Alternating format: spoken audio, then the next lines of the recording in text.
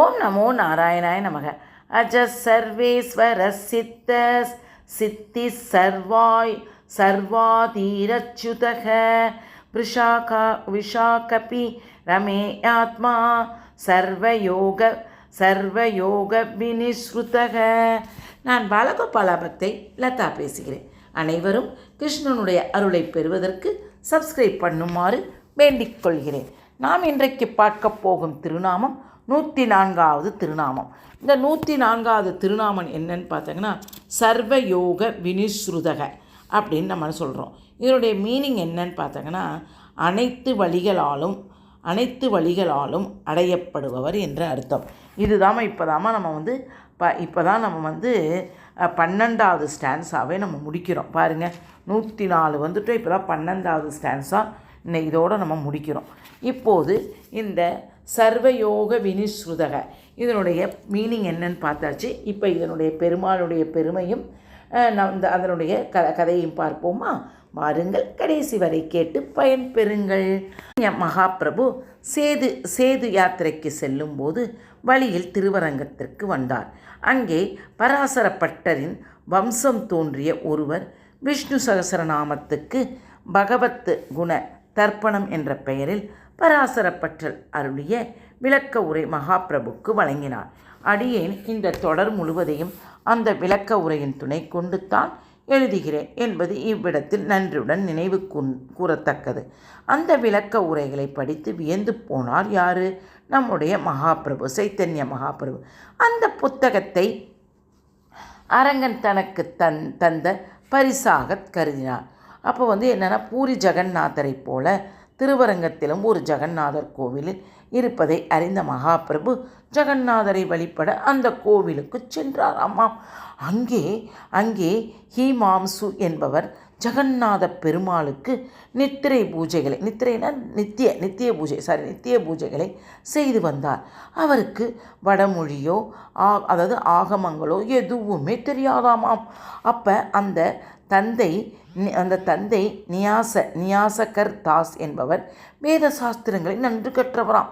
அதாவது ஜெயதேவரின் அஷ்டபதி பாடுவதில் வல்லவர். பல வருடங்கள் அதே கோவிலில் ஜெகநாத பெருமாளுக்கு பூஜை செய்து வந்தார். அதனால் நிசாகர் தாஸுக்கு பின் அவரது மகனான ஹிமாம்சுவை அர்ச்சகராக நியமித்து விட்டார்களாம். பார்த்துக்கங்க, எதுவுமே தெரியாமல் இப்படியே பரம்பரையாக இப்படியே வந்துட்டாங்க. சீடர்கள் புடைசூழ சைத்தன்ய மகாபிரபு கோவிலுக்கு வந்தபோது ஹிமாம்சு பக்தியுடன் அவரை வரவேற்றாராம். மகாபிரபுவின் சீடர்கள் ஹிமாம்சுடன் பெருமாளுக்கு விஷ்ணு சகஸ்ரநாமர் அர்ச்சனை செய்யும்படி கூறினாராம். அர்ச்சனை தொடங்கிய ஹிமாம்சு விஸ்வாய நமக விஷ்ணவே நமக என்றாராம். அப்போது நிறுத்துங்கள் என்று ஒளி திடுக்கிட்டு திரும்பி பார்த்தானாம். ஹிமாம்சு மகாபிரபுவின் சீடர்கள் ஒருவரான ஸ்ரீரங்கதாஸ் எழுப்பிய ஒளி என உணர்ந்தார். ஹிமாம்சு ஸ்ரீரங்கதாஸ் வடமொழி இலக்கியங்களில் மகாபிரபுனுடைய தாசன் இலக்கியங்கள்லாம் பெரிய மேதையாம். பெரிய மேதை ஹிமாம்சு விஷ்ணுவே நமக என்று சொல்வதுதான் இலக்கணப்படி சரி. விஷ்ணாய நமக என்பது தவறு. அதாவது என்னென்னா, பக்தியை சரியாக பயன்படுத்து. பாருங்கள், அதாவது எவ்வளோ அழகாக சொல்கிறாங்க, பயன்படுத்து என்றாராம். உடனே இவர் என்னென்னா, அந்த வடமொழி சான்ஸ்கிரிட்டில் வேற்றுமை உருவுக்கு விபக்தி என்று பெயராம். அதாவது அப்போ ஹிமாம்சு, உங்கள் அளவுக்கு நான் ஒன்றும் இலக்கணம் கற்கவில்லை. என் தந்தை எனக்கு இப்படித்தான் சொல்லி கொடுத்திருக்கிறார். அதை நான் தினமும் சொல்லி வருகிறேன். ஜெகநாதனும் இதை ஏற்று எனக்கு அருள் புரிந்து கொண்டு தான் இருக்கிறார் என்றாராம் பணிவுடன். ஆனாலும் அங்கிருந்த பல பண்டிதர்கள் இந்த விளக்கத்தை ஏற்கவே இல்லையாம். விபக்தியின் தவறு செய்துவிட்டார் என ஹிமாம்சுவை அனைவரும் இகழ்ந்தார்களாம், திட்டினாங்களாம். அப்போது குறுக்கிட்ட மகாபிரபு, மேதைகள் சரியான விபக்தியுடன் அர்ச்சனை செய்வார்கள், பேதைகள் தவறான விபக்தினா அதான் ப்ரொனன்சியேஷன், இப்படி செய்வாங்க, அர்ச்சனை செய்வார்கள். ஆனால் இறைவனோ அந்த விபக்தியை பார்ப்பதில்லை, பக்தியைத்தான் பார்க்கிறான். உண்மையான பக்தியோடு செய்யும் அர்ச்சனையில் எத்தனை குற்றங்கள் இருந்தாலும் அதை இறைவன் ஏற்றுக்கொள்வான் என்றாராம். இதை ஒரு இதை ஒரு ஸ்லோகமாகவும் இயற்றிவிட்டாராம். யார்? நம் மகாபிரபு சைத்தன்ய மகாபிரபு. மூர்க்கோ வதத்தி விஷ்ணாய புதோ வதத்தி விஷ்ணவே. அதாவது இப்படி எழுதிட்டாராம். மேலும் இதை நானாக சொல்லவில்லை. திருவரங்கநாதனின் கோவிலில் விஷ்ணு சகசரநாமம் விளக்க புத்தகம் எனக்கு கிடைத்தது. அதில் 104வது திருநாமமான சர்வயோக வினிஸ்ருத என்ற திருநாமத்தை விளக்குகையில் பராசர பட்டரே இந்த கருத்தை கூறியுள்ளார். அதாவது சாஸ்திரத்தில் விதிக்கப்பட்ட நெறிகளை பின்பற்றுவர்கள் இறைவனுடைய அருளை பெறுகிறார்கள். ஆனால் அந்த விதிகளை அறியாதவர்கள் உண்மையான பக்தியுடன் தங்களால் இயன்ற முறையில் இறைவனை வழிபட்டாலும் அவர்களுக்கு இறைவன் அருள் நிச்சயம் கிட்டும் என்று பட்டர் விளக்கியுள்ளார் என்றார் மகாபிரபு. அதாவது யோகம் என்றால் மார்க்கம் என்று பொருள். சர்வயோகம் என்றால் சாஸ்திரத்தில் விதிக்கப்படாத அனைத்து வழிகளையும் குறிக்கும். அந்த அனைத்து வழி மார்க்கங்களாலும் அடையப்படுவதால் திருமால் சர்வயோக வினிஸ்ருதக என்று அழைக்கப்படுகிறார். சர்வயோக வினிஸ்ருதாய நமக என்று தினமும் சொல்லி வர அன்பர்களுக்கு செய்யும் பூஜைகள் அனைத்தும் திருமால் உகந்து ஏற்றுக்கொள்வார் என்று சொல்லப்படுகிறது. அது இந்த ஸ்லோகத்தில் பார்த்தீங்கன்னா, அதாவது நம்ம சொல்கிறோம், எங்கள்கிட்டே சொல்லுவாங்க நிறையா பேர், எங்கள் வீட்டு எங்கள் சைடெல்லாம் எல்லாம் சொல்லுவாங்க, ஐயோ சான்ஸ்கிரிட்லாம் படிக்கவே படிக்காதங்க, அதெல்லாம் பிராமின்ஸ் அவங்களாம் பரம்பரையாக சான்ஸ்கிரிட் படிப்பாங்க, அதனால் அவங்களாம் படித்தாதான் அவங்களுக்கு குற்றம் குறையெல்லாம் வராது.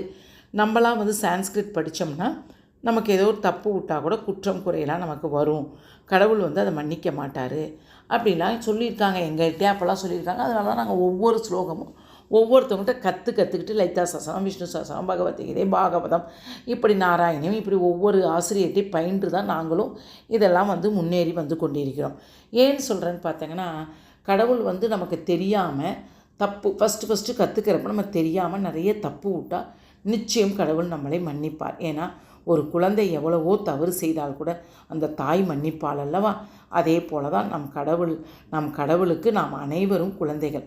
அதனால தான் யாராவது நிறையா பேர் பார்த்தாங்கன்னா, ஐயோ எனக்கு ஸ்லோகம் கற்றுக்கணும், ருத்ரத்துலேருந்து பாகவதத்துலேருந்து கற்றுக்கணுன்னு ஆசை, என்னோடய வாயிலேயே வராது, அப்படியே வந்தாலும் தப்பாக தான் வருதுன்னுவாங்க. வரட்டும், நம்ம தெரிஞ்சால் தப்பு பண்ணுறோம், தெரியாமல் தப்பு பண்ணுறோம். அந்த ஒரு அரை மணி நேரம் நம்ம ஸ்ரத்தையாக கடவுளுக்குன்னு உட்காந்து சொல்லணும்னு நினைக்கிறோம்ல, கடவுள் அதைத்தான் பார்ப்பார். நம்மளுடைய குற்றக்குறைகளை நிச்சயம் பார்க்கவே மாட்டார். அதுதான், அதை மட்டும் மனசில் எய்ம் வச்சுக்கிட்டு நீங்கள் ஏதாவது என்னுடைய பக்தர்கள் அனைவருக்கும், சப்ஸ்கிரைபர் அனைவருக்கும் ஏதாவது லலிதா சஹஸ்ரநாமம், விஷ்ணு சஹஸ்ரநாமம் ஏதாவது ஸ்லோகங்கள் வேணும் என்றால் சொல்லுங்கள். நான் உங்களுக்கு அனைவருக்கும் சொல்லிக் கொடுக்குறேன். பகவத்கீதை சொல்லிக் கொடுக்குறேன். அது பேர் என்னது, இந்த தேவி மகாத்மை வேணுமென்றாலும் சொல்லிக் கொடுக்குறேன். இப்படி தான் நான் நிறைய பேர், ஒரு 15-20 பேரை வாட்ஸ்அப்பில் வச்சு நான் இப்போதும் சொல்லிக் கொடுத்து கொண்டு தான் இருக்கிறேன். அதனால் நீங்களும் ஏதாவது வேணுமென்றால் என்னிடம் கேட்கவும், இப்போ பிடித்திருந்தால் லைக் பண்ணவும், ஷேர் பண்ணவும், கமெண்ட் பண்ணவும். வாழ்க வளமுடன். ஹரே கிருஷ்ணாமா.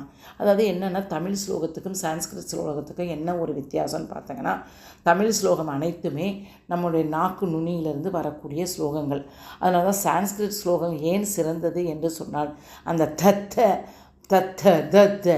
சச்ச ஜஜ அப்படின்னு வரும்போது நமக்கு மூலாதாரத்திலிருந்து அப்படியே மேலே ஏறி நம்மளுடைய வாய் வழியே வரும்போது நம்ம உடம்புக்கு ஹெல்த்துக்கு அவ்வளோ நல்லதுன்னு நம்ம சொல்லியிருக்கிறாங்க.